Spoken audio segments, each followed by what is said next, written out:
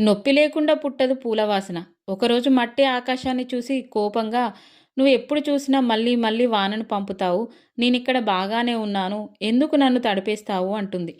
దానికి ఆకాశం, "నిన్ను తడపడం నా ఉద్దేశం కాదు. నీలో మొలకలు పుట్టాలన్నది నా ఆశ" అంటుంది.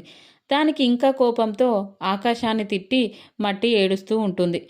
వాన తాకడంతో మట్టి తడిసి ముద్దవుతుంది. కొన్ని రోజులు గడిచాక ఆ మట్టిలోంచి చిన్న మొలక బయటకొచ్చింది. అప్పుడు మట్టి ఆశ్చర్యపోయి వానని పిలిచి, "నువ్వు నన్ను నొప్పించలేదులే, నన్ను జీవంగా మార్చావు" అంటుంది.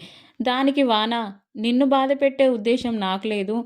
నేను నిన్ను తడిపే ప్రతి చుక్కలో జీవం దాగి ఉంటుంది" అంటుంది. ఈ కథ ద్వారా నేను చెప్పేదేంటంటే, మన జీవితంలో కూడా ఇంతే. కష్టాలు వచ్చినప్పుడు మనం ఏడుస్తాం. ఇది ఎందుకు జరిగింది? నాకే ఎందుకు ఇలా అని అనుకుంటాం. కానీ ఆ బాధ, ఆ నొప్పి మనలో కొత్త శక్తిని, కొత్త జీవాన్ని పుట్టిస్తాయి. అన్నిటిని ఎదుర్కొనే శక్తిని ఇస్తాయి. వాన లేకపోతే విత్తనాలు మొలకెత్తవు. చెట్లు ఉండవు, పూలు పూయవు, పండ్లు ఉండవు. కష్టం లేకుంటే బాధ ఉండదు. బాధ లేకపోతే బలం ఉండదు. అందుకే మన జీవితంలో వచ్చే వాన లాంటి కష్టాల్ని చూసి భయపడకూడదు.